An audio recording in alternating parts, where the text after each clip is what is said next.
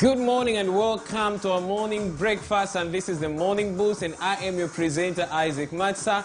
I am here so that we can be able to do a warm-up exercise together just before you go about your day. Alright, as usual, we are going to start with a warm-up.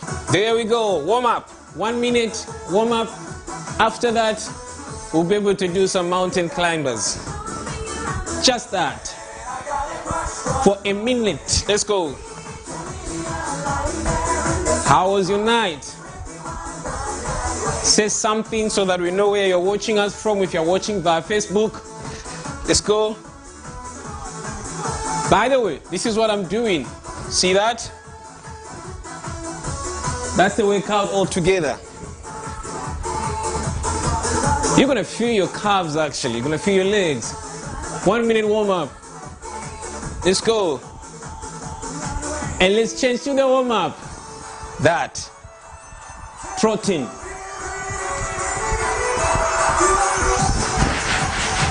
Go. Go.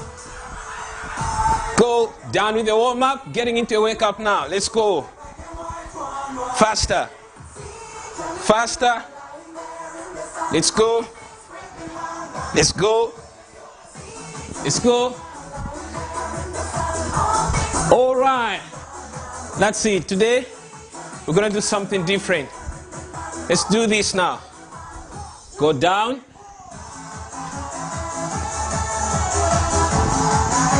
Lay flat. It's a 3-minute workout. Bring in your leg out, in, out. Okay? In, out, in, out. That's the workout you're going to do now. So you come here, go down, body posture like that. Let's go. 1, 2.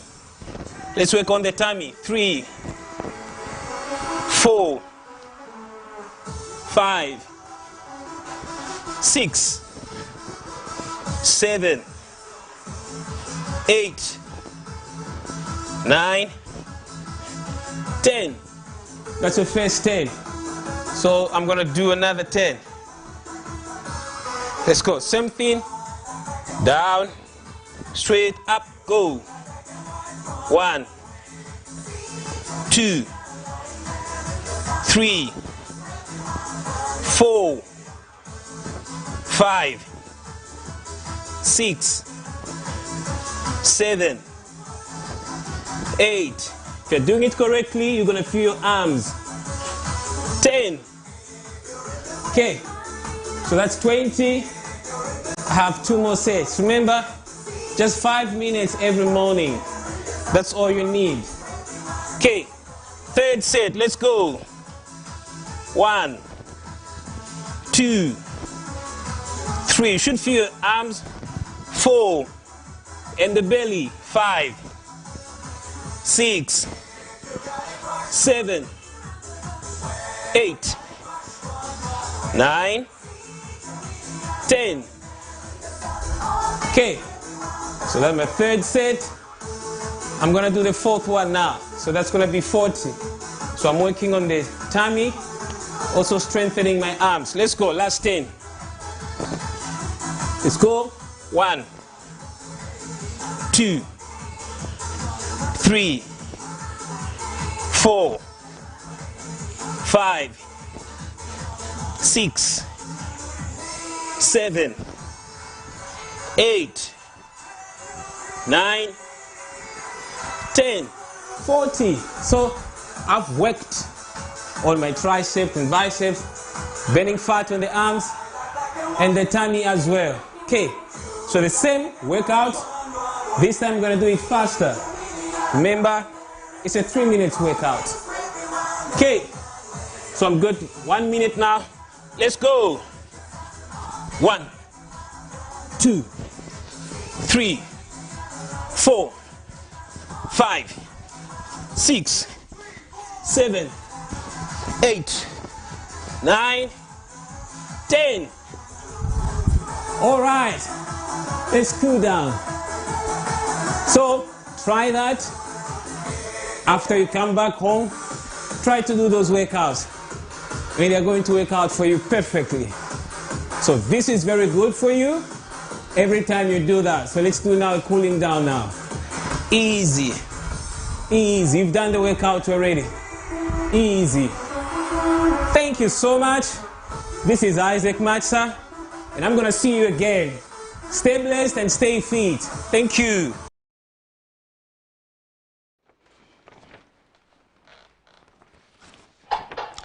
Welcome back. In case you're just joining us, we've been just having an exercise, and I can confidently confirm that we've been doing that, isn't it, Zipporah?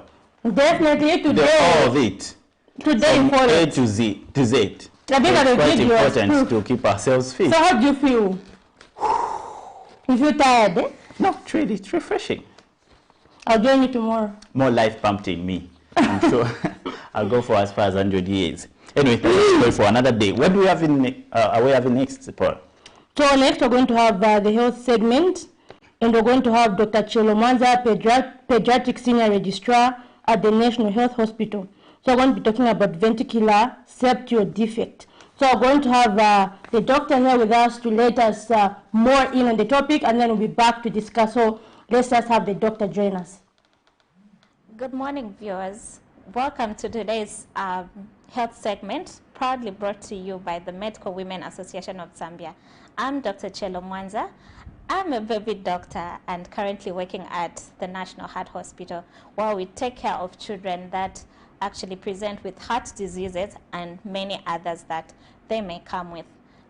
Just a recap from what we talked about yesterday, we had an overview of what congenital heart diseases are, and we mentioned that actually these are defects in the heart that children get born with, and how that they present differently depending on what the defect is in the heart. Some children may be born pink, or others may be born having toes and fingers, their mouths and their lips looking darker than usual. We also talked about how that these can actually lead to various complications, and we are going to continue encouraging our viewers, our parents out there, the guardians, that if your child happened to have any of the symptoms that we talked about, and I'm going to repeat them just to remind ourselves of what to look out for in a child that you might think has a heart defect. We want to see these children early so that we don't catch them at a point where we may not be able to do anything for them. So just remind ourselves, children born with congenital heart disease may present when they are just born. So in the newborn period, this is a child that is going to present with difficulties breathing, they'll have difficulties breastfeeding. Actually, they are noted to be sweating excessively even as they breastfeed. They may also take breaks while breastfeeding to catch a breath. You may notice that this child also may not gain adequate weight and even height as well. And this is a child that may be getting tired even as they play with their friends. They may not be as active as the other friends. And even this is a child that may be squatting at times when they're playing with children. So these are some of the things that as parents, as guardians, as neighbors, as even teachers, you know, we do bring our children to schools, and the teachers actually get to be our eyes out there. You may notice one of these things in the children, and would like you even to actually have a chat with the parents so that they may seek medical attention. So today we are going to talk about one particular heart defect that a child may present with. So this is a child that may be looking pink just like any other person. So when I'm talking about looking pink, I mean in the hands, in the toes, the tongue may be as pink as any other child. But then you may notice that this is a child that has difficulties breathing at times. When you look at their chest, they seem to have a heart that's pumping faster than usual, or even, you know, pumping forcefully more than usual. So today we're going to talk about what we call a ventricular septal defect. In short, we call it VSD. I think that should be easier for you to, you know about the condition of the child. So a child with a VSD, let me just give a brief description of the heart. So we have 4 chambers, so 2 on top and 2 at the bottom. So at the bottom, we call those chambers ventricles. So if a child has a VSD, it means the two chambers at the bottom has a hole where the blood does mix. Or the blood moves from one chamber to the other, and they tend to have a lot of blood being pumped to the lungs. So these children mostly will present with difficulties breathing because they have more than enough blood going to the lungs than they are supposed to. So this child will have difficulties breathing, they will be having difficulties breastfeeding. This is a child that may not gain adequate weight. This is a child that will prefer, when you make them lie down, let's say even sleeping, they may need to use a lot of pillows. That's in older children. At some point, these children, especially the older ones, the school-going children, you may notice that their legs, their feet start to swell, their tummy also starts to swell. And if you happen to see any of these signs in your child may have a heart defect and would want you to bring the child to the hospital for screening. Yeah. So, you know, the problem with having a congenital heart disease that's not diagnosed on time is that these children may complicate. In the end, this is a heart that will fail to work as it's supposed to because it's been overworking for a very long time. So the heart will fail. Eventually, the lungs will also fail because they're getting more blood than they're supposed to. So they'll not oxygenate blood as they are supposed to. And then if this is a child that goes to school, they'll tend to, you know, miss on school time because they'll be in hospital from time to time for various chest infections because of the increased blood flow that's going to the lungs. And so we don't want our children to miss on school time. Education is very important for these children. So let's seek medical help as soon as possible. So our message to our viewers out there is, if any of your children, or even a neighbor's child, even your sister's child, is presenting with any of these things that we've talked about, your child may have a congenital heart disease, and we may want to screen them so that they get their treatment on time. Our message is early screening, screening, and screening, and screening. There is no one way of preventing this congenital heart disease, and the only way we could help our children is by getting them to get their diagnosis early and starting them on treatment before their heart actually does fail in carrying out its function. We want to also remind ourselves that dental hygiene is very important. A child with a congenital heart disease, not even just one with a congenital heart disease, actually every child should have, you know, their teeth taken care of. They need to brush their teeth twice every day, in the morning and even before going to bed. Or in between, they could also use mouthwash to make sure no food particles remain in the mouth, because if they do have these food particles in the mouth, they're going to cause an increase in the number of germs that may eventually go to the heart and even cause more problems for the heart. The heart will get sicker than it is. So let's help our children to have a healthy mouth and even healthy teeth. This is all for today, and thank you for watching us, and see you on the next segment. So there you have it, very insightful knowledge on ventricular septal defect. I hope you learned one or two things, and I hope you're actually putting into practice whatever you learned from our health segment. Alex, how was the health segment for you? Yeah, first of all, we need to appreciate Dr. Mwanza for that information. You know, such information should be attached with the level of significance because they help us a lot. Yeah, but my takeaway really is the last remark where she's saying, whenever you have a child experiencing such symptoms, there's need to screen, and their call and their appeal as doctors, they are calling for early screening. So you don't need to delay when you detect anything to do with a heart problem or anything of sort. You need to go to any nearby health facilities and do your checkup so that they can start the treatment, if possible, as early as possible. So that's what I got from there the significance of early screening. So definitely. And before we start our day, we just want to take a look at how our money market is performing to help you start your day. We also have the United States dollar, which is buying at 17 kwacha 36 ngwe, selling at 17 kwacha 69 ngwe. We have the euro, which is buying at 18 kwacha 89 ngwe, selling at 19 kwacha 26 ngwe. We have the Great British Pound, which is buying at 23 kwacha 62 ngwe, selling at 24 kwacha 7 ngwe. We have the South African Rand, which is buying at 1 kwacha 15 ngwe and selling at 1 kwacha 17 ngwe. So there's your money market. And Alex, as you can see, we have the kwacha which has maintained. It's now selling at 17, buying at 17. Yeah, which is a good thing in a way, because we're not seeing a level of fluctuations per day. So all you want is stability, so that at one point you can see a reduction of even prices. For 2 weeks it's good. Not for 2 weeks, so good. Like a long time, if you remember, we knew that the kwacha was at 5, not okay, today's at 5, tomorrow it's at 7. You know what I mean? So that's at 5. Everybody knew the kwacha was at 5. It's really quite.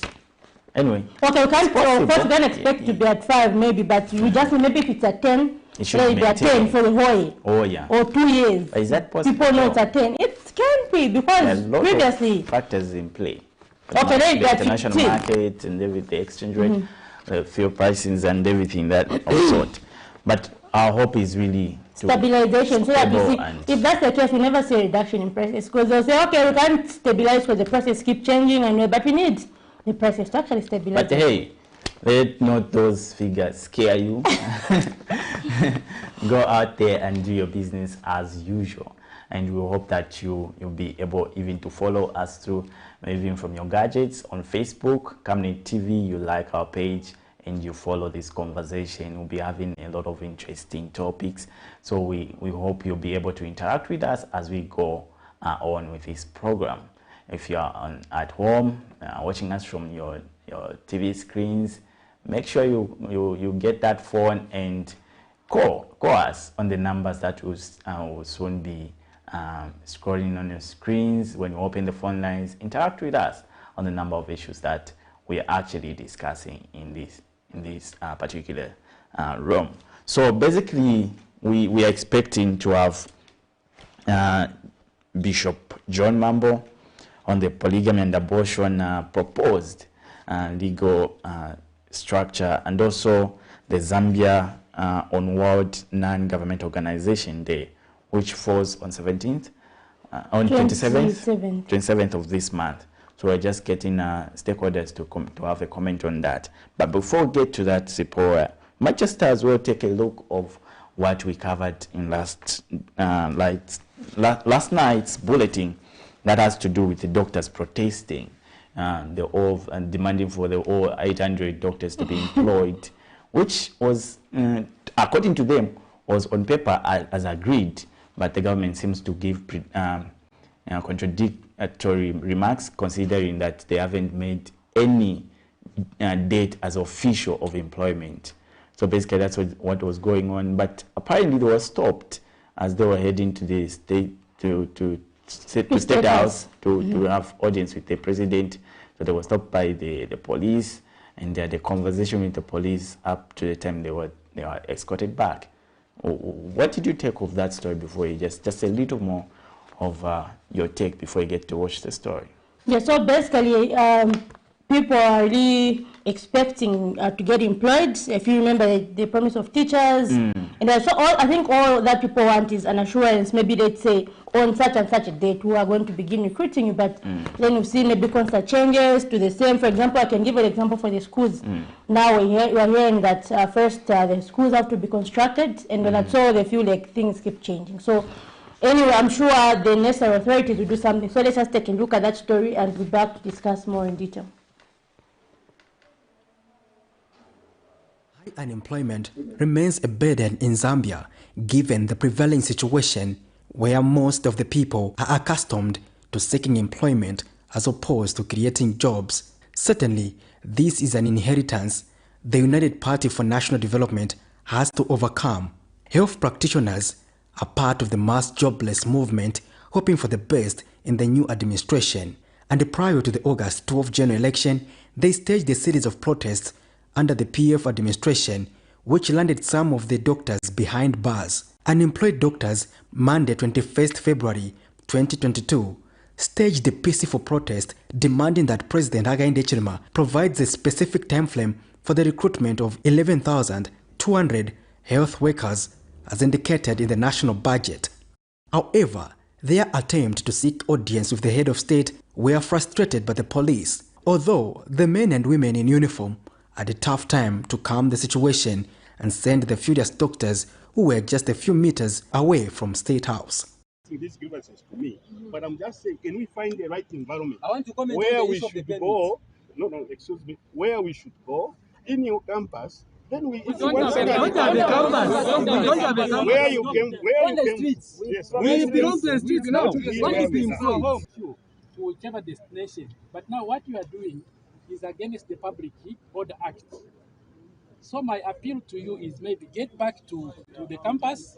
You have already aired out your grievances. The police told the doctors that the protest was illegal because they had no police permit. The police later escorted back the doctors to Lijwe, where they were addressed by Ministry of Health officials. Speaking on behalf of the doctors, Dr. Wallace Ndumba says the Ministry of Health is failing to give a clear roadmap and specific time frame on when the recruitment process of health personnel will commence. Doctors are going to get employed. I know that is our concern. Personally, I lost count of the statements. So the same ministry, the permanent secretary, will issue a statement. The following day, the minister will issue a different statement. So all the statements are incoherent, very confusing. The doctors want to know the time frame on the recruitment process. When people want power, they come and campaign different fake campaign promises. Yes. Now it's time to deliver. They say they've been in government for less than 6 months, and yet we've got trips, we've got people with non-essential workers being employed. Health is a basic care need. It's one of the SDGs, one of the 10 SDGs, Sustainable Development Goals, is healthcare. It is a necessity that we need. So why employ entities, that is unnecessary individuals, and leave people who are actually needed? We've had incidences of which we have doctors, we have a person who delivered in the streets in Solwezi. We have one who delivered in a helicopter in Western Province.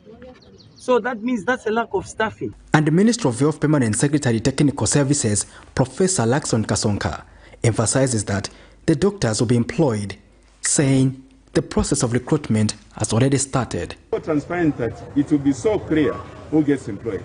You will get your CVs to me, you are wasting your time because I have no influence. It will be done in a methodical, systematic way that it is so open and transparent. And this is what we are spending time working on. You sit in this meeting all the time, planning, replanning, doing it in consultation with the Public Service Management divisions so that it is done properly. And I said this before. The recruitment planning has started. The members of the press said, oh, Kasonka says that recruitment has started and is employing his relatives. My son is one of them. My son is a graduate. He's also sitting at home. So as a parent, when I leave in the morning, I feel pain to see my son sitting. So I share your grievances and your concerns. But know that recruitment for health workers will not... Patrick Soko, Camnet News in Lusaka. Welcome to our breakfast show. We've been reviewing the doctors' story where they protested yesterday, 21st of February 2022. Zipporah, what do you take of that? Well, I think there's a lot of unrest, and I'm sure you know that Zambia is one of the countries with a few doctors. Like according to the population that we have, we're about 18 million people, and yet we have maybe less than 10,000 doctors in the country. So people basically have decided to go into the medical fraternity because they expect to be employed. But then this is happening in Australia. I'm sure there's a lot of unrest, and from what I've seen, all they are asking for is assurance. For example, on which date is recruitment going to start, so that we know when to expect to get employed. And I'm sure that's something which they would like to be done quickly, according to the story which we reviewed. It's about, really, the argument is about time frame. They're saying, give us the time at which you're going to do this. If you recall, during the national budget presentation, these guys are budgeted for and the 11,200 health workers to be, to be employed in 2022. So basically, this is February, and they're worried because being a doctor really in Zambia is quite it's tricky, because you need, the only work that you can do is from the government perspective. Other NGOs, they need your license and all those things. So the reliance really for most of the doctors in our country is employment by the government. So the government becomes the major employer of doctors. So this is what they're calling for, hence the protest that we saw yesterday.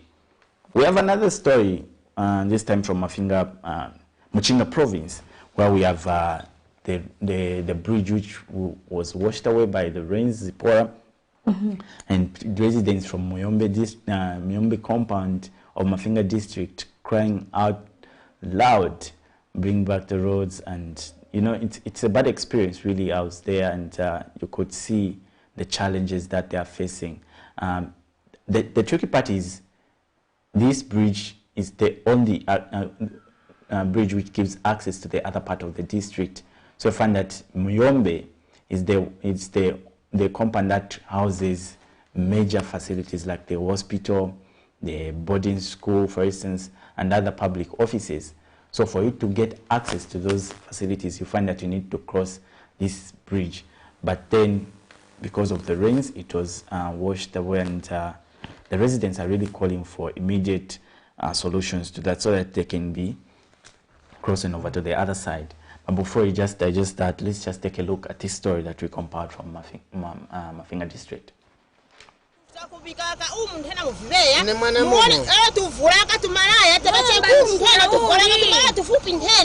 They fear for their lives as they are on the verge of being cut off from the rest of the district due to the collapse of Vemba Bridge on Muyombe Isoka Road.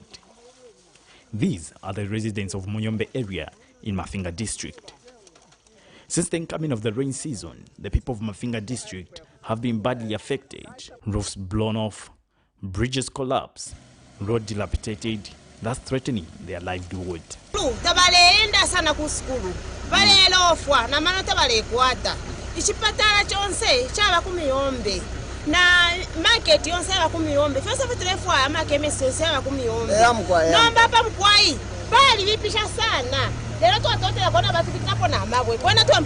What worries them is the fact that Muyombe compound houses the only boarding school in the district, hospital, among other public offices, hence making this bridge critical for them to access public offices. And this has seen people risk their lives crossing to access services in the area. In response to the problem, Mafinga Council Chairperson Duncan Kaonga has told Camnet News that the local authority has instituted a 5-day temporary work plan of putting stones to narrow the bridge for the people and vehicles to cross. The government, or the Honorable, has always been knocking on the doors. What the biggest problem that we have are the crossing points.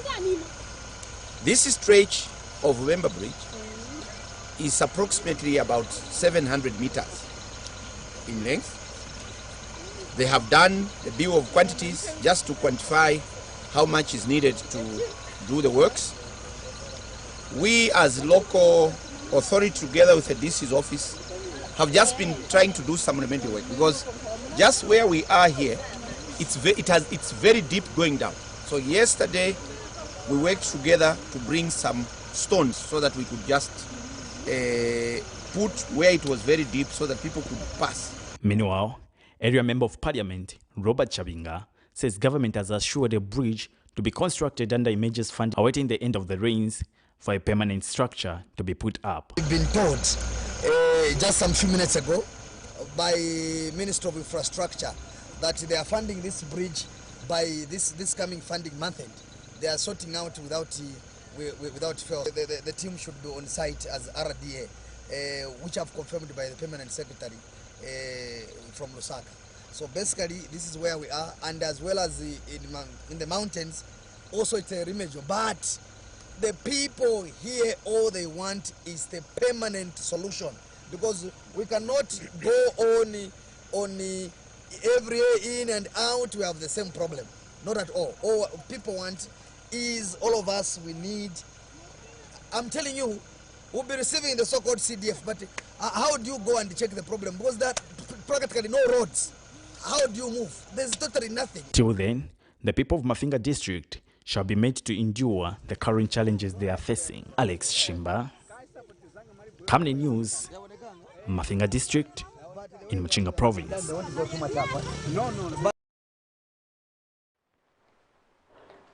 So there you have it, a story from Mafinga district. And Alex, how did you cross that water yourself? I'm just wondering. Yeah, so there was a 5 days plan that the council actually instituted, where they had to put stones and everything. So so you parked your vehicle?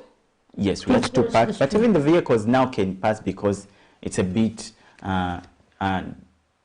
the water levels have gone low. Yes, it's a bit worked on and people can cross. But still, when it rains, you find that it goes all the way to the knee level where people can have a challenge, especially for the ladies.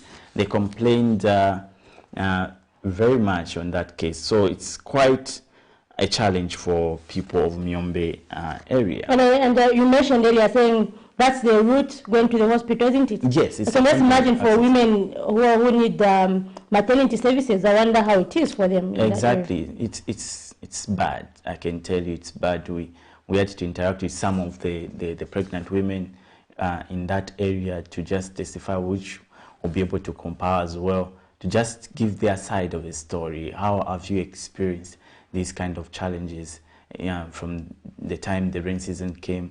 How has been the experience from the people? Not only the pregnant women, but also the children, like the school-going children, yes. Those who are forced to cross over that bridge. So it's quite something that needs urgent attention. So definitely. And then we're getting ready to go to our next segment, which is World NGO Day. We're going to talk about the role that NGOs play in complementing government's efforts in various areas. We've got many types of NGOs in Zambia. So I'm just going to take a short break right now, and we're going to be back to discuss more in detail about World NGO Day. Camnet TV is becoming big and better. You can now watch Camnet TV wherever you are around the world, simply by downloading the Camnet TV app.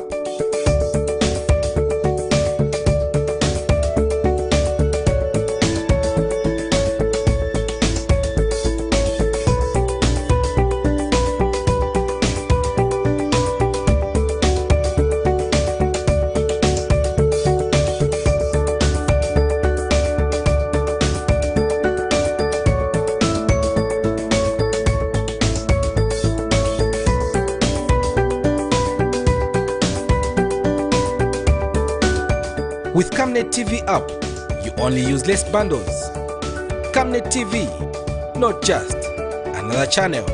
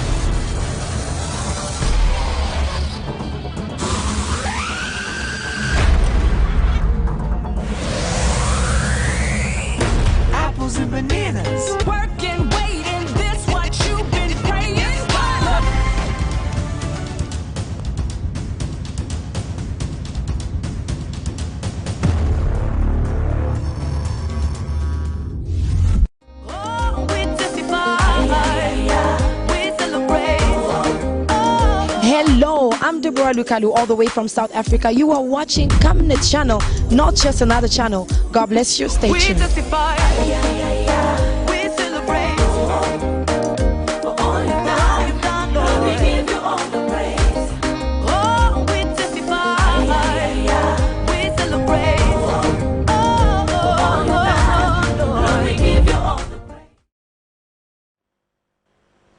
Welcome back. We're now getting to our first segment, where we discuss Zambia on World Non-Government Organization, the NGO Day, which falls on 27th of this month. So we have in studio our guest, Mr. Guest Nirenda. Good morning. Good morning, Alex. Thank you so much. It's always a pleasure to have you. Good morning, Madam Zapora. Yes, so basically we're going to even open our phone lines right now so that you can be able to participate and also interact with our guests in the studios and ask questions where need be. So, Mr. Nirenda, just maybe a brief background of your organization, which I understand deals with the Operation Young Voters to do with governance and the voting system. So, what's your mandate really for the sake of people who are watching you for the first time? Well, I think to put it in brief, Operation Young Vote is a voice for and of the young people, but also it's a platform for the young people. Young people's participation is very key in any developmental agenda, and as a result, young people need to engage and participate at all levels. And for us, it is inevitable. You can't do without the young people. Remember, they are a bridge between the older generation and the younger generation, or the children. So if they don't engage, if they don't participate, then it means that who is going to pass on the baton to the children, as it were? So young people are very critical, and our engagement as Operation Young Vote is to ensure that, first of all, we enlighten the young people on their rights, but also duties that they need to do for them to be able to be relevant to society and just all agendas as it were, but also to engage the duty bearers who are supposed to ensure that what the young people rightly deserve is given to them. So basically, we are a platform for the young people, but we are also a voice for and of the young people. Zambia is said to be a young generation-oriented country where the youth have a larger number. How vast are you? What's your catchment? Is it across the country, or you're limited to Lusaka only? As you may be aware, Operation Young Vote will be turning 22 years on August 11 this year. 22 years is not a mean achievement. It's not a joke, and we have really done all we could, and we are spread across the country. In all the provinces, we have a provincial chapter. In all the districts, we have district chapters. In all the constituencies, we have constituency chapters. So that is how widespread Operation Young Vote is. And our strategy is that young people must be able to participate in governance, in issues that concern them and society as a whole, at their local level, so that if they engage at their ward level, it would be very easy even for us to be able to galvanize the information that comes from across the country and be able to propagate one particular issue as an issue that generally affects young people and the community. So we encourage young people to participate at their local level. You may also be interested that in some of the areas that are quite vast constituencies, we have community or ward chapters there. So we are spread to the last unit of national engagement and development. Congratulations for that 22-year mark. It's quite an achievement. Yeah, milestone. Thank you so much. And so basically we have World NGO Day. So what exactly does this day hope to achieve? Maybe what role exactly do NGOs play in complementing government's efforts in development? Great. May I even mention at this time that I sit here before you as the chairperson of the technical organizing committee that is organizing the very event, which is composed of different NGOs and of course led by the Council of NGOs in Zambia. You are aware that we have a council that is established by law. Remember the NGO Act number 16 of 2009. Part 5 establishes the council, and we are councillors. We are 12 of us. Each province is represented by one councillor, and we have 2 extras who are the chairperson and the vice chairperson of the council, who happen to be Mr. McDonald Chipenzi as chair, and Madam Tamara Piri, who is the vice chairperson.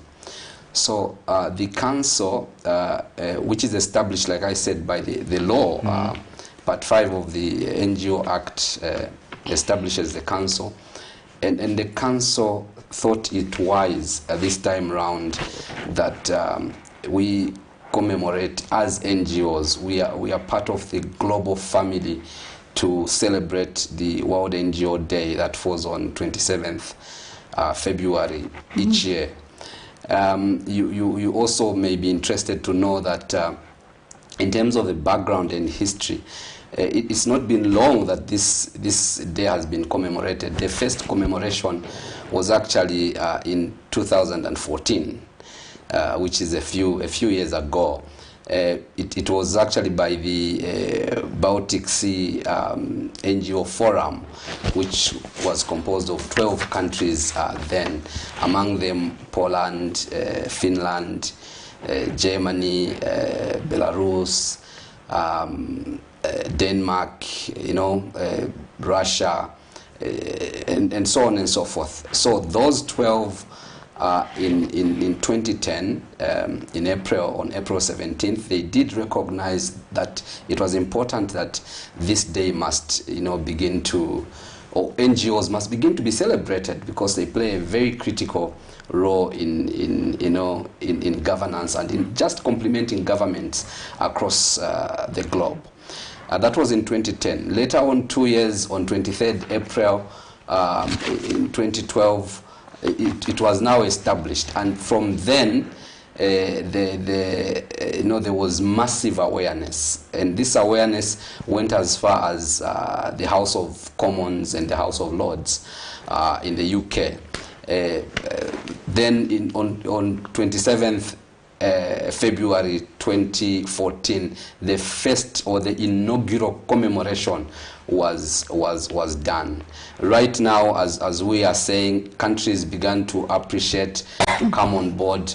As we are speaking, about 89 countries do celebrate the World NGO Day across the world, and 6 continents do celebrate the World NGO Day. And really, Zambia, through the Council, and of course in collaboration with the Ministry of Community Development and Social Services. You may also be aware that we have the Registrar for NGOs at the Ministry of Community Development, also established by the same act that we are talking about.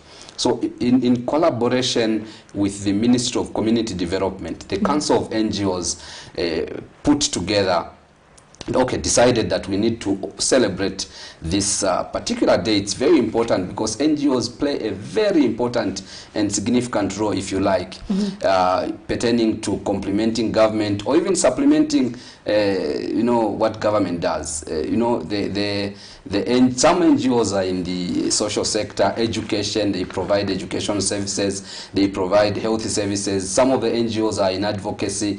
We are in different sectors.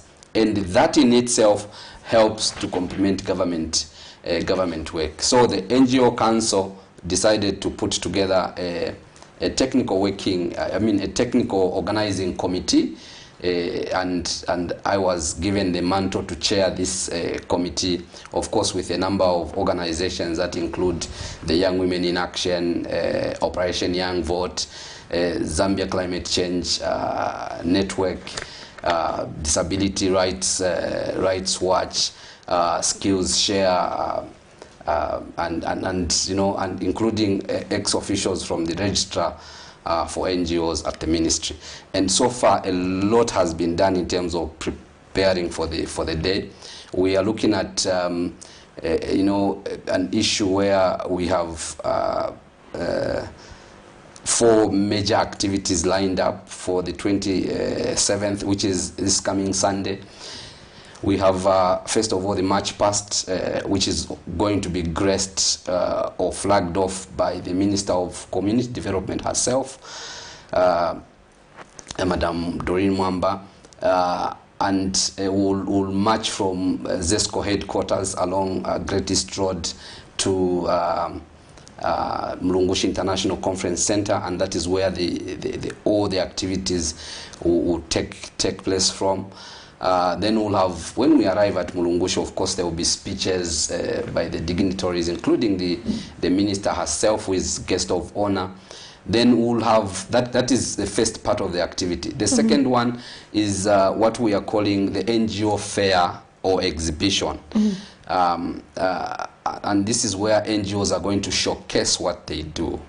Like you asked me a question, who is Operation Young Vote? What do you do? What is your mandate? So all those organizations that want to participate in the fair will do so, and we have pegged some contribution towards securing spaces for exhibitions. For the March Past, it's free, and we are targeting 100 NGOs to march. Of course, bearing in mind that we are still in the COVID, era, challenges are still ongoing. So we are asking that each organization will have 5 people to march. Of course, they will have their banner, and they will march to Mulungushi. Then the exhibition is just a small fee attached to it. Local NGOs are paying 500 kwacha, while international NGOs are paying 1,500 kwacha. And I must mention, before I miss this, also our friend and partner in the technical organizing committee, Plan International. They are actually part of our technical organizing committee. Then the fair, that is what will happen. People will showcase what they do. Then after that, or simultaneously to that, we have what we are calling sideline workshops, where we are inviting different institutions to come and conduct workshops, and that is free also. Any NGO that is willing and interested to participate are free to come. And that is, we'll have 7 workshops running simultaneously. So we'll have workshops like, working with the EU, what does the EU offer, the UNDP, the FIC, so that people understand so well things to do and regards to the Financial Intelligence Center, and many others, including the importance and significance of integrating voluntarism in our policies, laws, and strategies. Then we have the final function or activity, that is the gala dinner, that is running from 19 hours to I think 22, somewhere there, until I think we are done. But of course, we have tickets that people should purchase for them to be part of the dinner. It is we have 3 types of categories of tickets. Not to cut you short, Mr. Nirenda. I must believe there's a platform that this information is available to the public, is it? Of course, of course. Okay, so... And maybe basically, yeah, okay, that's quite insightful, but then basically, how do you look at the operations of NGOs, especially that now under the new Dawn government? Exactly. Maybe compared to the previous administration, how are the operation of NGOs, how's the civic space basically compared to the PF and then now under the UP, and how's the civic space for NGOs? Okay, unfortunately, during the PF, the space was closed. It was closing at a very fast rate. And I think you'll agree with me that NGOs felt out of place in this country. I remember there was a time when our colleagues from CTPD and other organizations were conducting awareness on the budget on the Copper Belt and Ndola, if my memory serves me right. They were arrested, which for us is quite strange. How do you arrest people who are conducting awareness and on a public matter like the budget? Because each and every one of us must know what the budget contains. Because the budget is meant for all of us to be able to, contribute, but also to receive services according to what we budget for ourselves. So we reached those levels under the past regime. But thank God, and I must mention that we thank God that we have a new administration, and the new administration is seemingly opening up the space. And for us, this is quite good. I'll even, you can see for yourself, even the media space itself is opened up. It was unheard of to see someone from the opposition on national broadcaster, but now we are seeing them. So it means that I think there's appreciation of each and every stakeholder's input in national development, but also in the endeavors that we need to engage ourselves. We shouldn't look at each other as enemies. We should look at each other actually as complementers, because what you know, I may not know. What I know, you may not know. So if we put our heads together, those in the opposition still remain Zambians. Those in the in civil society, we are Zambians. I mean, if really this government is to move forward and to help things as it were, they must listen to me. Of course, if I go against the law, yes, the law must follow me. Each one of us must be followed if we, go against the law. But I think we must develop, the interest to listen to each other, so that if I listen to you talk, I'll be able to pick something that will help me in what I do going forward. So similarly, government must listen to NGOs, because NGOs have a lot to offer. Some of the NGOs are actually where government is not even providing any service, okay, in the rural, most rural areas. Coming to that, in terms of Zambia is faced with a number of societal challenges, talk of unemployment, the call for constitutional reforms, maybe some sort of lacunas in the constitution that needs to be amended, the political scene, all these challenges. My question is, what has been your contribution as NGOs to the success of the country collectively as a people? What can you say, okay, this is the role that we play in governance, and to make sure that the country goes forward?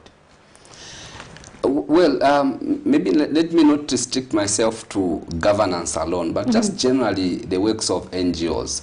Like I began earlier on, there are NGOs in this country who are providing scholarships. There are NGOs who are taking children to school. There are NGOs who are building structures in this country, health centers, school facilities, and just generally helping the children. There are NGOs who are dealing with the girl child. Remember that in the past it was common to abuse a girl child. But now, because NGOs have come out strongly and look, they are providing that voice. It is for you to abuse a girl child, you must think twice, because you spend the rest of your life in jail. So it is from those angles that NGOs have really contributed, including governance, like you said. I mean, let's go back to just a few months ago when we had the Patriotic Front in office. We saw, and you agree with me, if you look at Bill 10, the issue that they were propagating, it was a toxic, concoction of toxic stuff that would have harmed this country. But NGOs stood up and said, we cannot accept this particular bill. We know that, yes, political parties also played their very serious and critical role, but NGOs had that extra extra voice. Remember issues of abuse of office, the purchase of 42 fire tenders at exorbitant prices, the ambulances, the many things that really happened, even just a general abuse. As NGOs, we stood up, and I think we did contribute to Zambia being where we are today in terms of, even the space opening up, not only for NGOs, but for all citizens.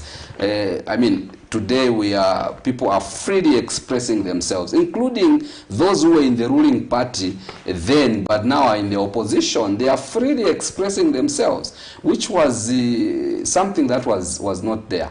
And as organizations, as NGOs, we pride as having, made those achievements. But also, I think the collaboration is quite enormous and quite appreciative. The NGO Council is doing quite a lot. Remember that we have representation from all the provinces. So in each province we have provincial NGO forums, which have also the leadership at that level.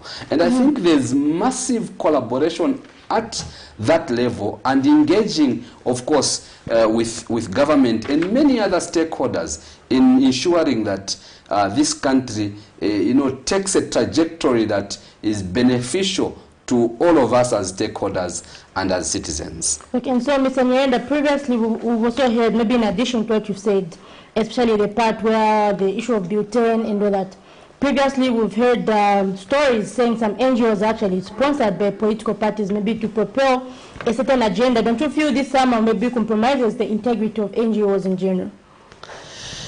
Well, indeed, you are quite right. It does compromise, not only the integrity of NGOs, but just even the way NGOs are perceived, and whether they can be trusted going forward.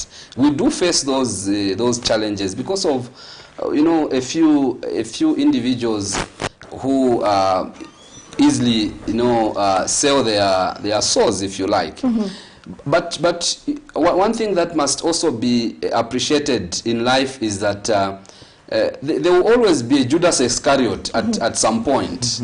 Okay, so there are those that want to use their bellies, those that want to be sponsored by political parties. I mean, they are there, but I think one thing is that the laws are clear. The definition of an NGO is very clear. One of the principles is that you cannot be a partisan. You have to remain neutral, you have to remain objective, you have to remain impartial. No partiality whatsoever. So that is one of the principles that you can find as stipulated in the definition of what an NGO is. Come 27th of February 2022, what are we looking for in terms of the message you want to put across out there to the people? As we even conclude, what are we expecting? Well, first and foremost, I think, like I did explain earlier, one of the things that we want to send out there is that NGOs can collaborate with stakeholders, and stakeholders include government. I was just talking about the gala. The guest of honor, the person who is going to grace that gala dinner, is the vice president herself. Okay. It is at that level that we want to see this kind of collaboration. Okay, so we want to send a message that as NGOs we can collaborate with government and many other stakeholders, but also as NGOs we need to work together. Because we can only achieve when we work together, when we work as one. Remember that even the achievements that I've just talked about, I mean, it's because we have come together. We worked together. For example, the Grand Coalition on the Constitution, if you remember, years back, I think those really could achieve. And even this time around, working under the auspices and guidance of the Council of NGOs in Zambia, because that is the body that the law recognizes and establishes. It's a statute body. And as a statute body, all of us as NGOs, including Operation Young Vote, we fall under the council. So if we collaborate, work together under the council, we'll be able to achieve more in terms of what we want as a people. We want to celebrate the NGOs. They have done so much.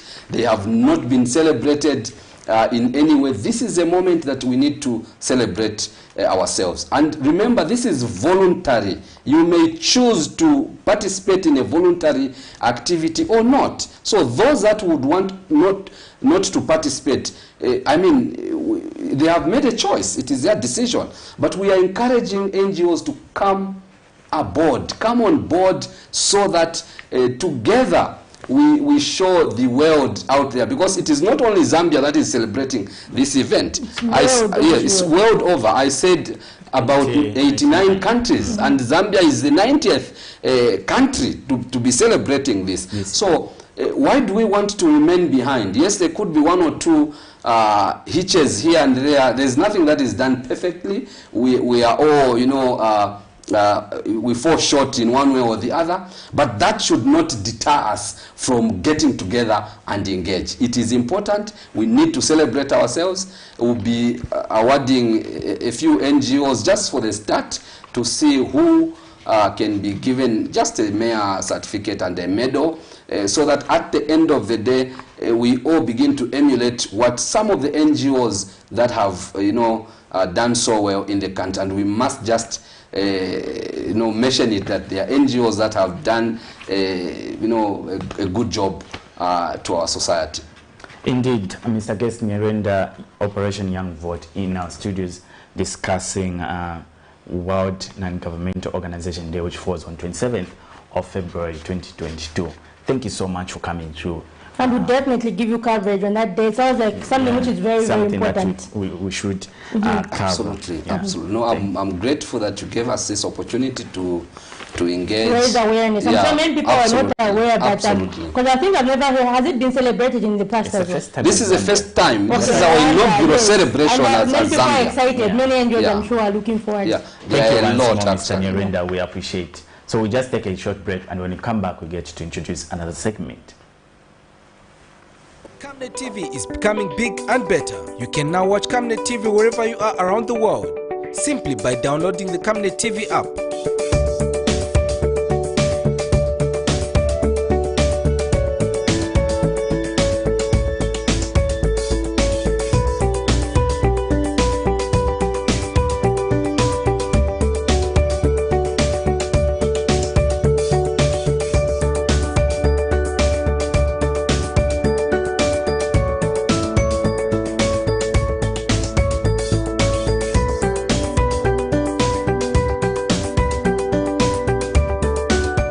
With Camnet TV app, you only use less bundles.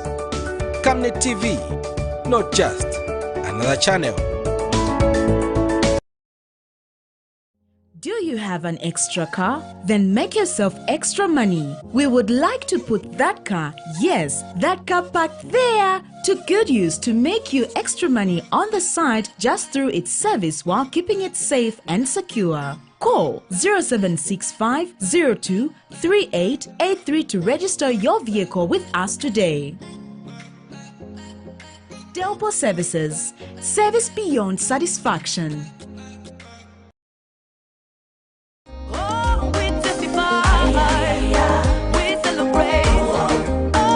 Hello, I'm Deborah Lukalu, all the way from South Africa. You are watching Camnet channel, not just another channel. God bless you. Stay tuned.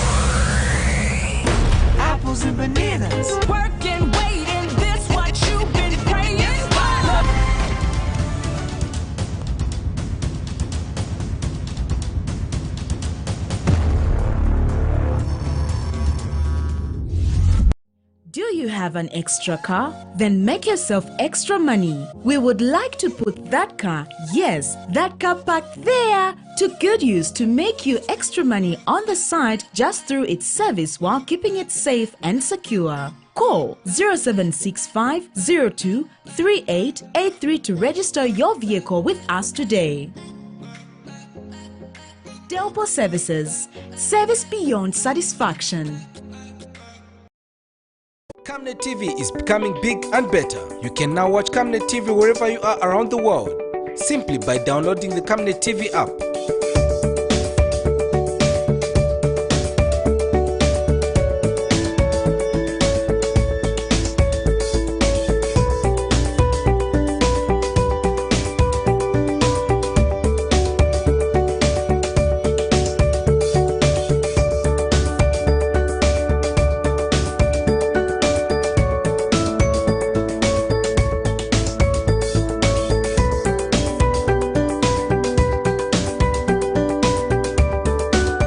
With Camnet TV app, you only use less bundles.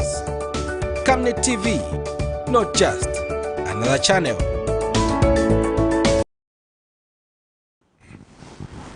So welcome back to the Camnet Community Breakfast Show. We have been joined by Bishop John Mambo, who helped us discuss the aspect of whether polygamy should be legalized in Zambia. So recently, the Zambia Law Development Commission submitted that polygamy should be allowed, and it is in the context that polygamous marriages done under customary law should be legalized. And that has brought concern among stakeholders, especially with Zambia's Christian status. Welcome to the show, Bishop. Thank you, and thank you to all listeners. Yes, so there has been a lot of debate. So maybe just put it clearly for our listeners out there, the law actually wants to make polygamous marriages done under the customary law legal. And this has raised concern, stating that this will now lead to immorality in a country that is considered a Christian nation. So we have opened the phone lines, and we're expecting your contributions on whether polygamous marriages should be legalized in Zambia, which is a Christian nation. So there have been different stakeholders who have been bringing divergent views on the matter. And so I'm just going to get the views from Bishop John Mambo. So Bishop, basically on the issue of polygamy and Zambia being a Christian nation, how do you look at the two? Should it be legalized? We should not be debating it. Mm-hmm. The fact that in our preamble of the Constitution, Zambia is a Christian nation. Mm-hmm. Our Muslim friends are very, very serious. They pray 5 times a day, and when it's time of fasting, they go all 30 days and later on slaughter and distribute. You can't sell alcohol where Islamic law has been enforced. Now, in this country, you're talking about a preamble, and you're talking about us having been declared a Christian nation. Yes, democracy, you can do what South Africa is doing, where the gays have their rights and so forth. Remember, there was an issue of gay versus being, legalized and so forth. And our Constitution simply say, no, that cannot be done. So far, those are scholars debating that, and these are lawyers. Lawyers will say murder becomes a manslaughter. So these are issues that are not ours, and you can't do that in a country whereby you have one wife. I am failing to look after her. Meanwhile, I have 20 girlfriends. They're all suffering with kids that I cannot even look after and so forth. Now, when you legalize it, I'll speak from the evangelical. The reason why you can argue and said, well, the first miracle of Jesus Christ was turning water into wine, so we must drink. And for us, we are simply say, well, that cannot be accepted. For one simple reason. Once you say, take even a little, others do it well and good, but the whole church will be full of drunkards. So if you are saying that, you are merely allowing it. Now, the question that you have, the answers are in the Bible. What is the Bible saying? We go further also you have declared this country a Christian nation. So there must be a difference between the constitution of God and the constitution of the land. Even the constitution of land doesn't allow it. So we're just starting something. The royal establishment, the chiefs, they've got their traditional values in different chiefdoms. But I have never heard them advocating as such. And Bishop, maybe someone can quote the same Bible that you're holding and say people like David and others had multiple wives. I don't know what answer that you can give. You don't abuse it. There's no Christ now to ask him and said, this is not done. And you don't ask God. What he wrote, it's what we must follow.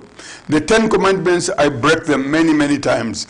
But as a believer, you must strive at all costs. This is why you can be insulted. People can kill you. They can even lie about you. They can even write a book about things that you as a Christian, don't believe in and you don't even do. But as a believer, you can't fight back. I was following recently when the president, HH, met the Pope. That was a Sunday when he was addressing the faithful in Vatican. And in his sermon, he was saying to Christians, compassion and love it must. Never, if you are beaten this side, you say, no, I feel pain, I must revenge. It will never work. So as Christians, we go a lot of temptations and try, but certain things you cannot try God. You see, you cannot read the Bible the way I'm reading the post. I know that us as Christians, we break the commandments of the Bible because hypocrites are in me and are in us, and love is not in us, and so forth. But if you are saying, talking to you, if I have one person that I'm failing to look after, and then in marriage also is about love, in this country also, in the same vein, I think the president was interviewed in Rome, and he said, in Zambia we allow different, religion, meaning that if you become a Muslim, you're allowed to marry 2, 3, or 5 wives. That's the doctrine. But in Christianity, if I do it, that's something that will never be permitted scripturally. Okay. And so if you're just joining us, we're discussing the trending issue of polygamy based on the recommendation that was recently made by the Zambia Law Development Commission. So we're discussing on whether polygamous marriages should be allowed in Zambia, and maybe what kind of effects can this have on Zambia being a Christian nation. And so, Bishop, some may also argue that maybe we are throwing away our culture by maybe quoting Christianity all the time. So some are arguing that this is part of our culture. I don't know how you can respond to those. We don't fight with culture, just like we don't fight with our royal highnesses. What you are saying, you're going to legalize it. You are simply saying the 10 provinces of Zambia, different tribes and so forth, embrace it. You understand? Now we are simply saying, no, you have declared, look, it's a covenant. This is a contract. If you sign a contract, if you break it, you go to jail. But in this case, you are simply saying you want to mock God. You've said, on the other hand, we are a country that believes on God. Now, listen, if Zambia today would apply all the principle, all the godly principle, it would be one of the best country to live under the sun.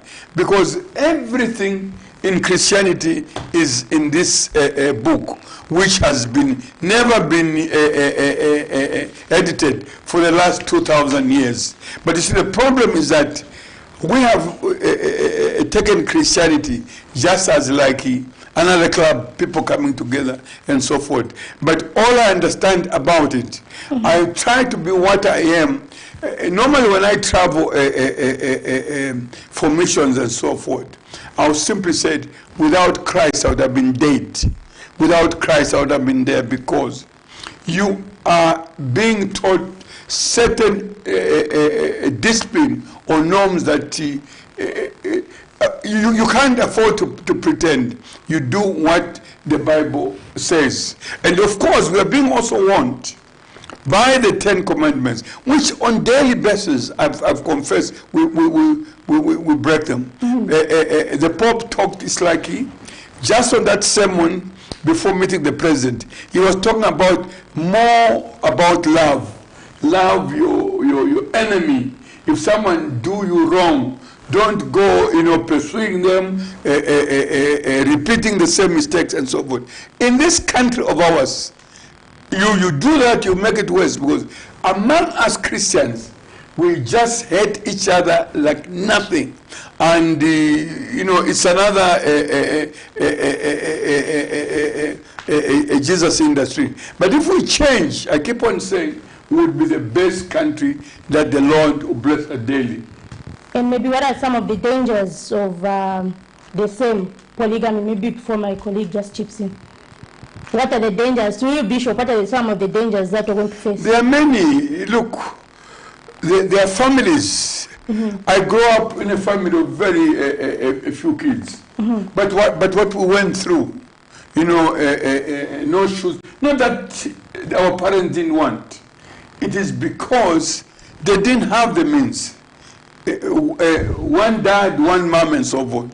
She had to work very hard. She had to work us early morning to go and cultivate before we go to school and things of that nature. Now you could tell that our parents were struggling just to raise us as the children in a family of one husband and one wife. So if you're going to add, like I said, I have no a problem with different traditions, but you cannot say in a Christian nation you want to go to parliament and make a law that will legalize. It's like you're telling us the gay rights is okay. So if someone feel this may also lead to maybe because you're going to break the law. Very soon people are saying the constitution is stopping this, but on the other hand you're allowing the other thing. So you feel like it will lead to that? Part of the campaign to stop the current president, from ascending to power, was he's supporting gayism. And he had to come out in the open to say, even when I become president, I am an elder in the seventh day. In fact, it went further, Mason and things of that nature. But, those of us who know him simply said it was never there. Now, this was championed by Christians. Now, what happens tomorrow when we are found wanting in the church? You know that the clergy who have probably left their marriages in favor of a choir girl and things of that nature. So you're merely allowing us to say, no, the field is white, the girls are ready to be harvested. And it doesn't work that way.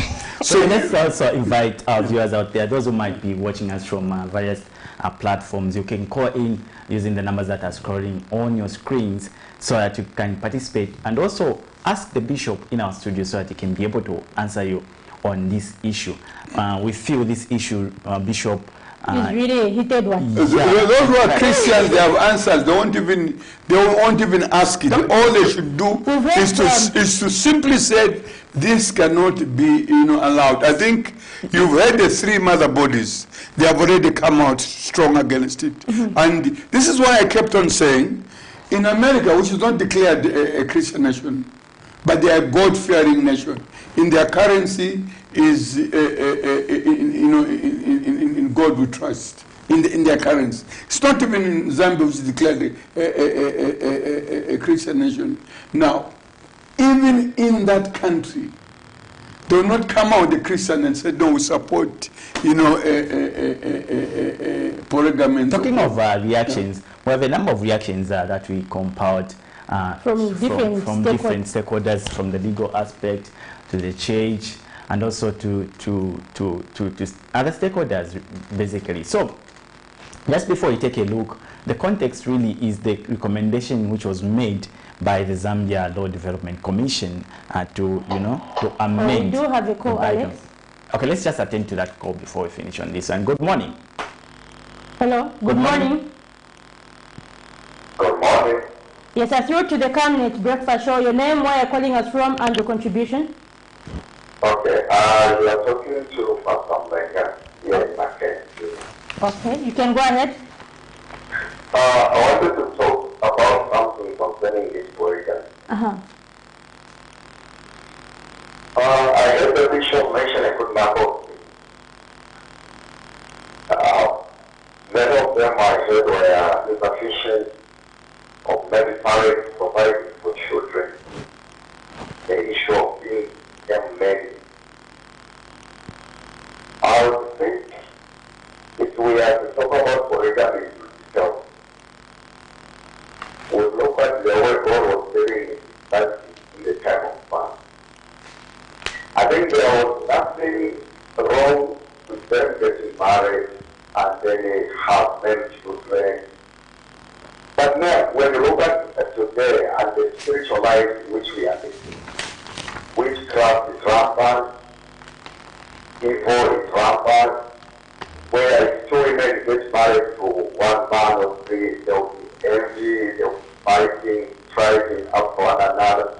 And in that case, the polygamy will be like a form of supporting evil. So now when we look at the thing of his life, there was one law, there was one God, there was no issue of worshiping idols, no issue of witchcraft. So the issue of polygamy at that time was not a form of supporting evil or envy or even strife. Thank you very much. That's what I would want us to do. All right, thank you very much for your contribution. Yes, should polygamy be legalized in Zambia? That's a question that we are throwing out there. You can call in and do as well contribute, ask questions on this subject. We're having Bishop John Mambo in our studios today. Mambo, according to there are two A's. They should be John Mambo. M-A-M-B-O. Oh, great. And, Alex, maybe you can also just break it down for us. Is abortion part of what they want to legalize as well? Yes, it's a proposed aspect of the Zambian. So that's polygamy and abortion. But then abortion in which context, really? Normal abortion like in South Africa, or? Yes, basically. So if someone is willing to, to abort, they can go to any health facility and they can. And so, Bishop, maybe your take on that aspect of abortion. That is killing. They shall not kill. Again, you know what? Like I'm saying, the subject we are discussing today, we are merely reminding each other to say, look, we've surrendered this country to God. So he gives life, he takes life. Just like you and me would differ, but I have no right to hate you to the cross. Because vengeance is his, true forgiveness is his. So we can't talk about that in this country. Of course, we know from the medical point of view, where they're trying to save life. Really, you cannot stop that unless you're just as evil as anything. So but the doctor makes up his mind. When he wants to save me, he can do anything. But not as simply saying, I want to abort and things of that nature. Why did you conceive that child? Why did you do that? Now again, we have, you see, as Zambia, let's wake up one day and say, this declaration of Zambia as a Christian nation, it is serious. It's like we are still living in a dream. We don't believe it that we ourselves went to God and said, look, Lord, this is what we want. And then, of course, I was in the Mwamba Constitutional Review. Mwamba was a Christian. Was a Catholic. I don't want to talk about how the Catholic felt about it. But he stood his ground. May his soul rest in peace. And so the majority of Zambians wants the declaration of Zambia, to be part of the Constitution, whether in the oral submission or in written and so forth. And he kept it. And for that, I respect him to my death. Many oppose it, but the majority of Zambians, and that was submitted to all of us. And then, thank God, it is on. The current president, again, it became a campaign issue that is going to be removed and so forth. Even when he was moving with when he was meeting the Pope, I followed it because I got the clip from the family radio of the Vatican, where he says Zambia is a Christian nation, but all churches, not the way we want to scramble the egg, are free, to propagate the word of God. Let's just take a look at some of the reactions that we compiled from different stakeholders. We had a call. I think we're not going to look at those because every time yeah. Okay, let's have a call. Good morning. Good morning, thank you. Yes, your name and where you are calling us from? This is Sakura from Mountain. Great. Your contribution to the topic. Yes, my contribution on the topic that you have on the program. Yes. Abortion and the polygamy. Yes.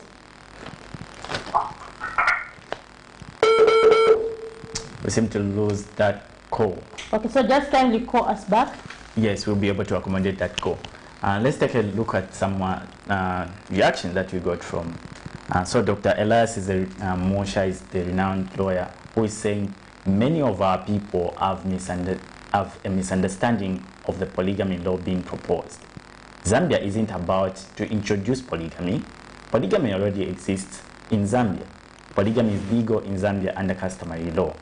What is being proposed is to bring all marriages under statute instead of the current situation where we have civil marriage laws and customary marriage laws.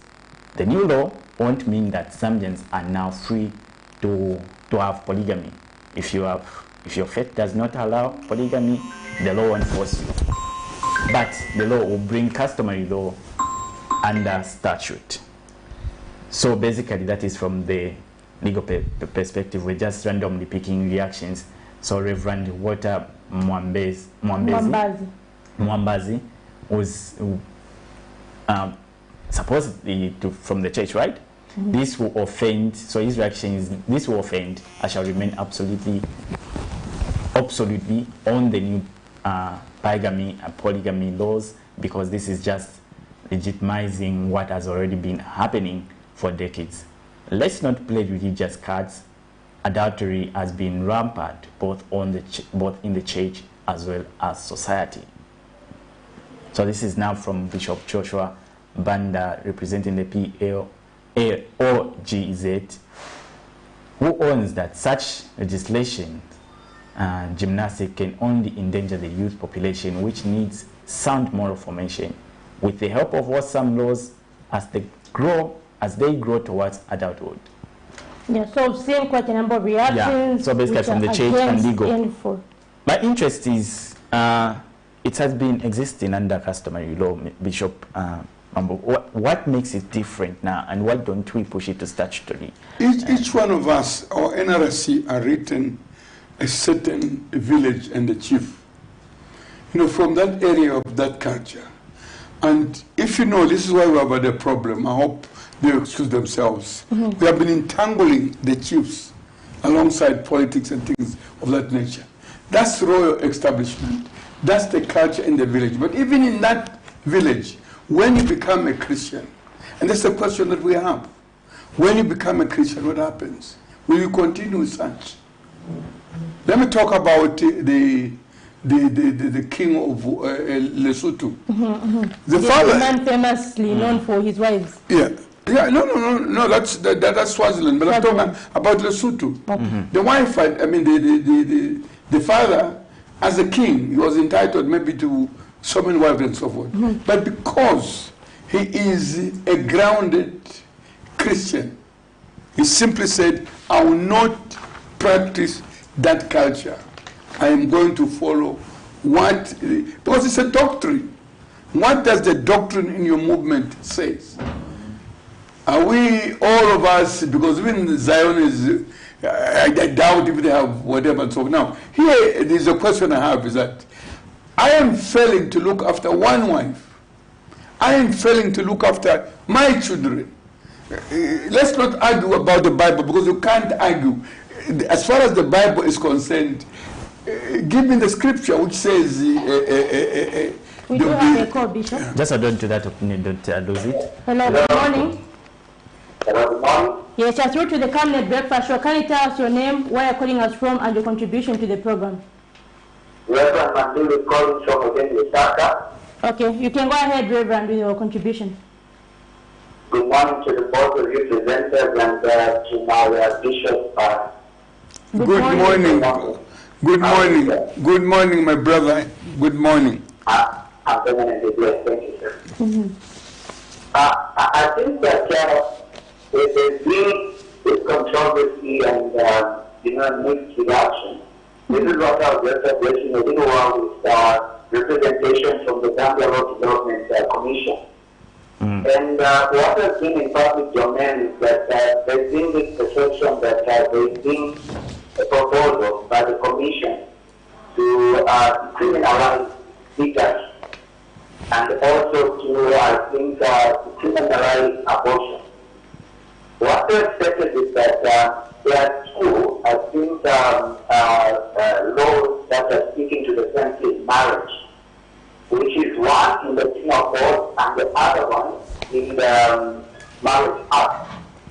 According to them, this is the official position that they just told me that their proposition as the Zambia Development Commission from that report is to have it removed from the Penal Code and allow it to exist in the Marriage Act, because according to them, this is a duplication. So in other words, what they're trying to do is try to harmonize. And my concern to them, which I raised, was I think it's important to have these clarifications at a very early stage. Once these reports are out, before we have, the advent of social media, flying out information that may be distorted. It is important that those that are tasked with these responsibilities come quickly, in the press and give the correct information. And also, I think the other issue I raised was the issue of summarizing, certain information, because there are this tendency of not reading through, certain information and will pick out maybe certain information that may be not correct, and then they put it in public domain, and that might also create a lot of confusion. Because when you look at, as Bishop has put it, when you look at polygamy, polygamy has already existed in the various councils about that, and it is within the customary law. While we also have the statutory law that when somebody is already married, I'm already married, and then I go and contract another marriage with another person without letting them know that I'm married them under this customary law, which is to take them as a second wife, but I simply want to marry them. It becomes legal. It is like marrying somebody through deception. And I think we've seen those cases in our society where somebody actually has an official marriage, through the statutory law. And then the woman discovers this person I'm married to has already a wife somewhere. So it is more or less marrying somebody through deception. So that should not be entertained. And it's nowhere near, I think, what has been recommended by the Zambia Development Agency. So my contribution in this platform is that I think those tasked with responsibility, not just this commission or any other, they should bring clarity to the public domain at a very early stage. And also information should be put in a summary form so that people can have this privilege to speak to that information. Thank you so very much, and the Lord bless you. Thank you. All right. Thank you very much, Bishop. I think I agree with you 100%. Where we are poor as a nation is that we have very, very good policy. We might mean well, but we do not know how to go back and tell the people of the nation what's happening. For example, you wake up yesterday and see the doctors wanting to be employed, right? And they're insisting, want to see the president, because there's no one coming in and said, look, there was an announcement that so many doctors will be employed, teachers and so forth. When it comes, the IMF, for example, one will not understand the benefit that will bring tomorrow. So all these things, my brother there is 100% right. We are poor at communicating. It takes you and me to go to you as a minister, if you are open to say, what is this? Because the moment like he's putting it right, you put it under public domain. This thing is already being misunderstood, and then it's causing a lot of damage to what we as a nation have agreed to say we embrace and believe in. Like I said, and he has said the same, we do not fight our parents. Traditional leaders are our parents. But when you become a born-again believer, we are slaves. There's nothing like, I'm hiding here and so forth. It's just that we are not bold enough to advise each other. Where you could come to me and say, look, this is a sin, you cannot, do it.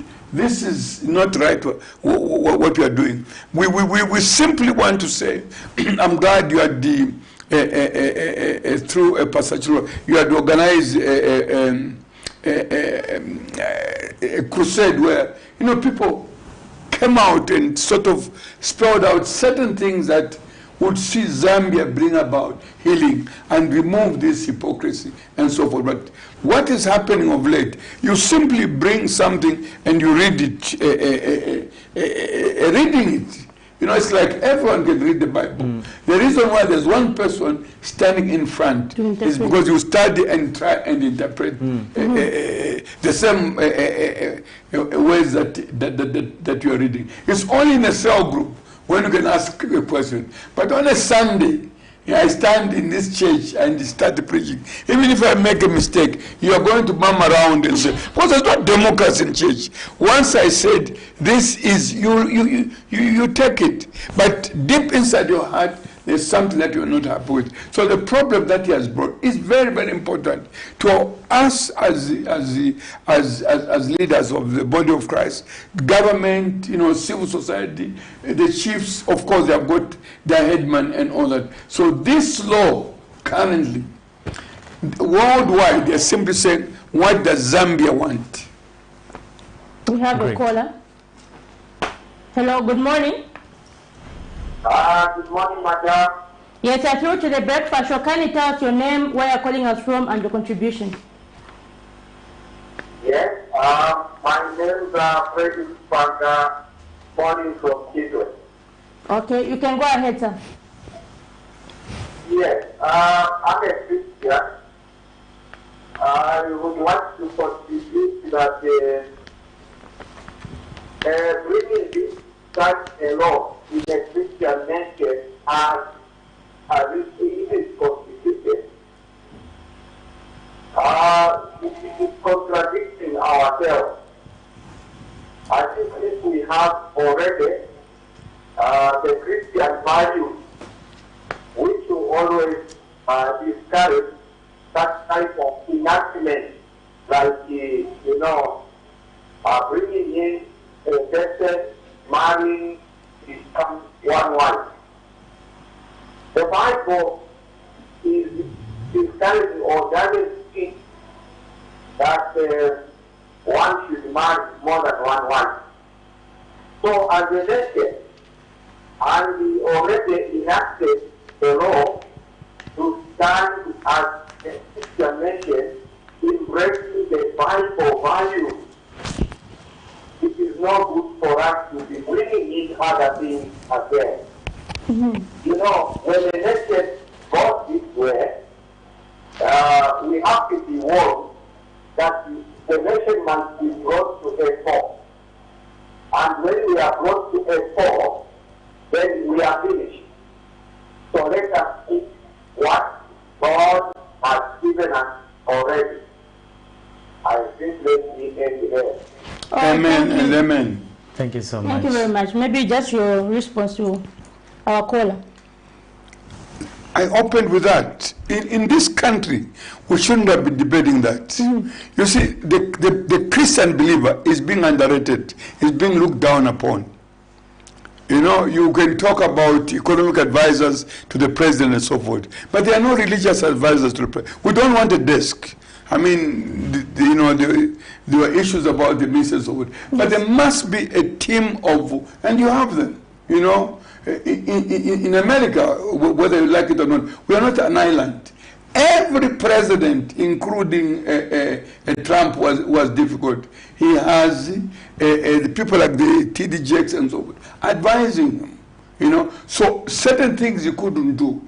In fact, for him to ascend to power, it was the evangelical in majority because they believed in, you know, in his principle. But in this case, you know, you have leaders, and this is why even in the parliament in a Christian nation, I'm not, you know, that's a subject of another program. You can't have the Speaker of the National Assembly in a Christian nation. There is no chaplain who should pray for them and whatever and so forth. It's the Speaker and all that. And you call, we as Christians, we are busy bashing each other. We are not correcting what we see wrong in this country. As a result, we keep on just rubber stamping as long as, you know, there's things that pleases us and so forth. So the man here is saying, you cannot, you know, subtract or add in this Bible. Yes, I'm a sinner as I stand here. Yes, I'm found wanting here. But I cannot go to my people and say, no, no, no, no. I, John Mamba, am saying this and that. Then I'm a hypocrite. I must read this Bible as it is and try to say, I'll take it or leave it. But you also want to follow my exemplary life. How do I live and so forth? Of course, he's right, you know, where even the clergy and all that. In this case, we have found one thing. So all you are saying is that let it be Zoe Pachitan. Those are other churches. So we cannot, you know, even in political parties, each one of them, they have got their manifesto. But ourselves, as a nation, we have said Zambia is a Christian nation. Now, when you go to other churches, they have their own doctrine, and what are those doctrines saying? And moreover, when the three mother bodies have already opposed. Now, the problem here is that there's a stubbornness. You remember butane? Yes, butane. The church came out in the open and said, we are opposed to this. The problem is that you think in the church there are no lawyers and so. The same lawyers will call them and say, look, can you help here? And they take it. For example, I'll give you an example. My son, the Attorney General, he's a grounded bishop. He's running a church. All churches, because he was overseeing the work of the Church of God in Zambia, in Kabwe. He's Attorney General of this country. Are you saying if that law was taken before him, he's going to allow that? And that's Bishop Kabeja. Maybe that's where there's a need to really draw a line. There's a school of thought that feels being a Christian nation doesn't really require everyone to believe in the Christian values. We can coexist as a people, but not everyone is. We are not saying that. We are not saying that. So where do you draw a line? The line is there. Someone is there. A clergy has called and said, look, this law already exists in our villages. You know, I had the young brother of my father, a million mambo, married to 3 and all that. I know that. You understand? Now, that's something that, you know, they allowed it. I had my own late cousin, Evangelist Karamanza, being arrested, you know, for cutting urungu. Yes. When he was doing baptism. Because the chief says, no, no, no, in my culture, there's nothing wrong with that. But according to him, he says, no, our church doesn't allow it. He was arrested. We had to take him out of Rufunsa police. So that's culture. This lady didn't find anything wrong. She went for baptism, and my cousin was a grounded evangelist. He says, and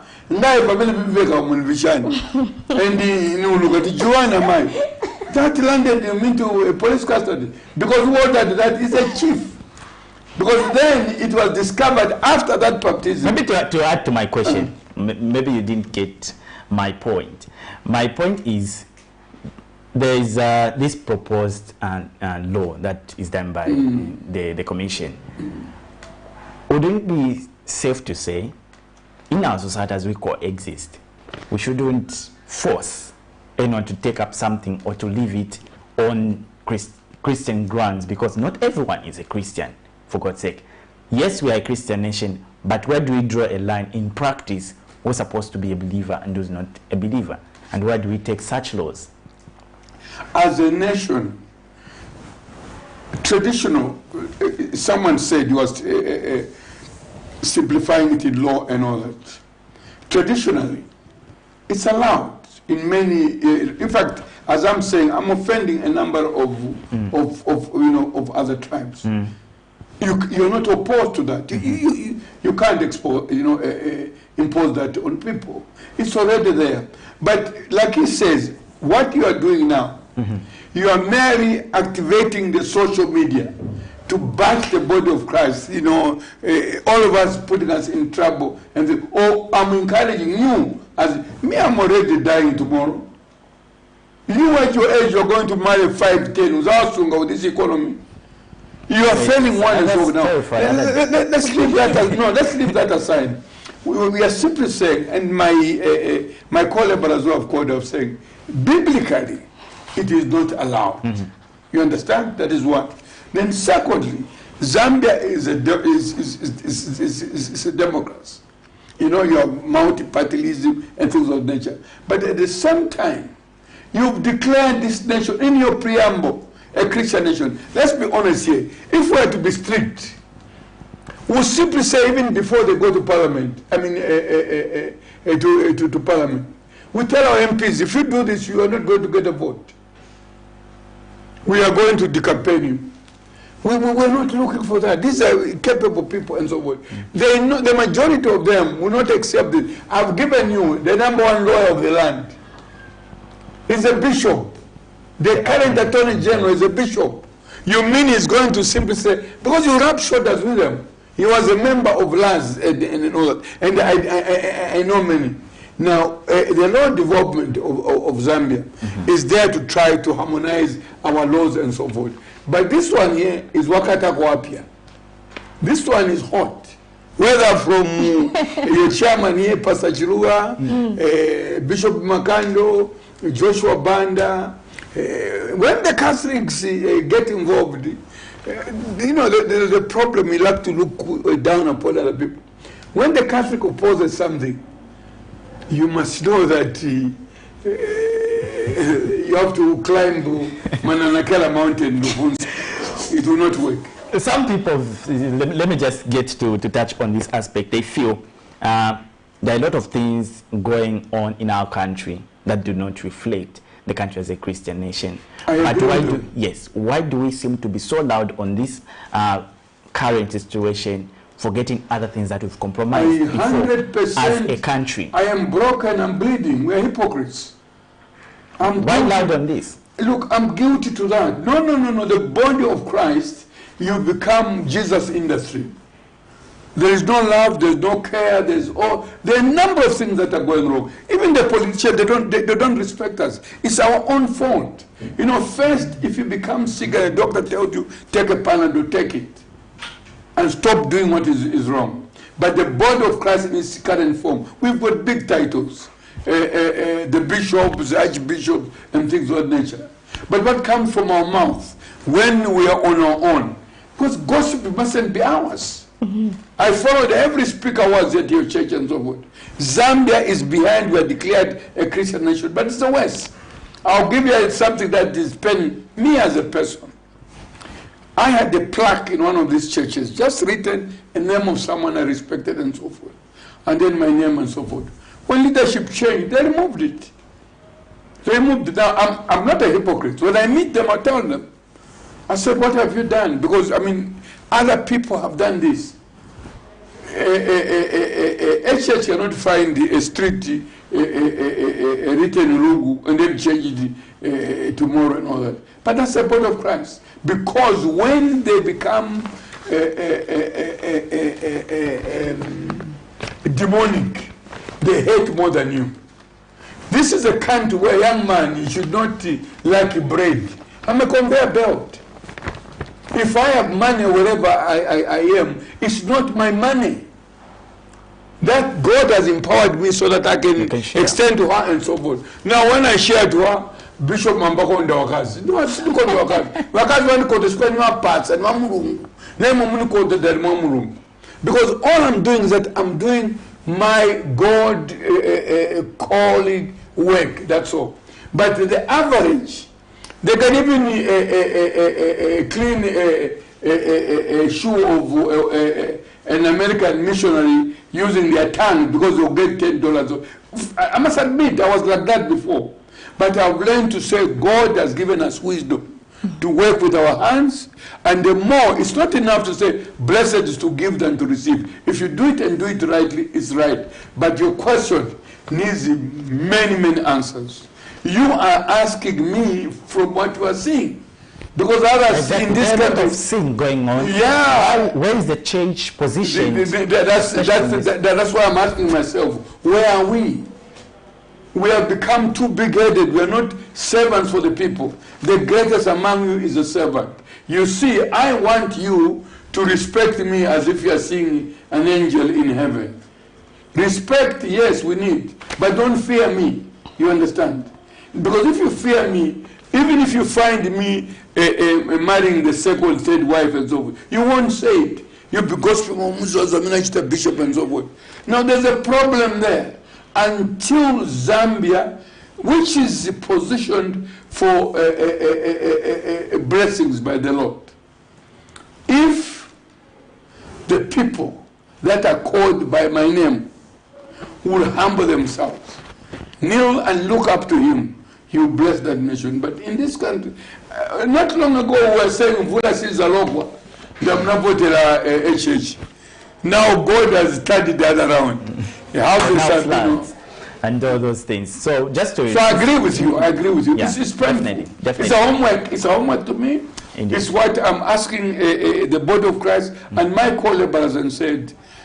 One of the speakers that came in was saying, for us to get through what you're asking, let the body of Christ, the clergy, come together and have a meeting. It's not enough. I'm not impressed whether you're driving a Rolls Royce or a big one. I'm not impressed. I'm impressed of your servitude. Be a servant for the people. Love the people. A title is, it doesn't bother me.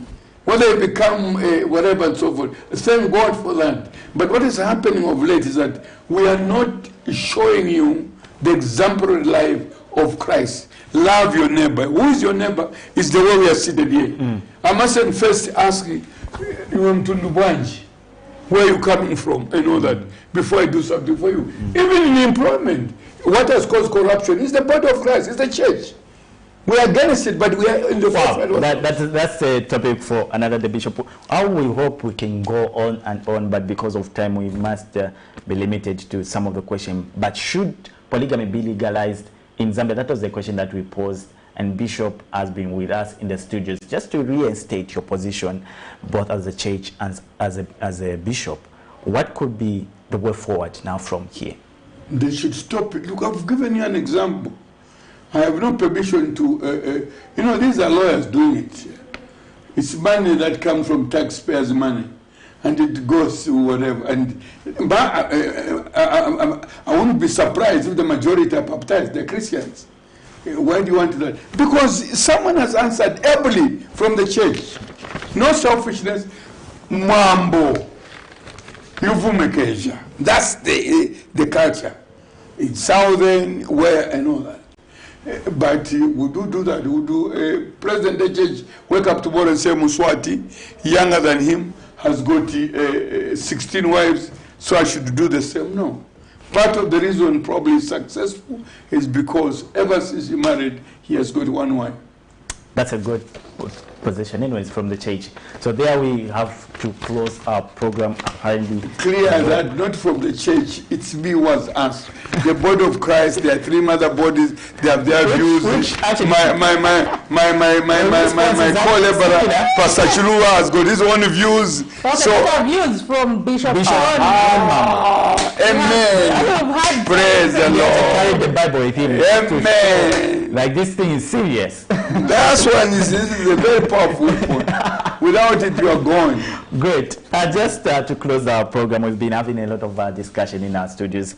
Zipporah, just help us to wrap up our show for today. So basically, the first we had Mr. Jess Nyenda from the Operation Young Vote talking about World NGO Day, which is going to be celebrated for the first time on 27th February of this year, and I'm sure I'm going to carry out that story, Alex. And then we were later joined by Bishop John Nambo talking about should polygamy be legalized, and we had Reverend Manduli actually clarify, stating that they want to make it part of the Marriage Act, removing it from the Penal Code. So that means customary or polygamous marriages should now be part of the statutory marriages. And so that's what we were discussing. So do join Patrick Soko and Sharon Kalimbula tomorrow as they take you into politics. But from us, it's till next week, Monday. Good morning.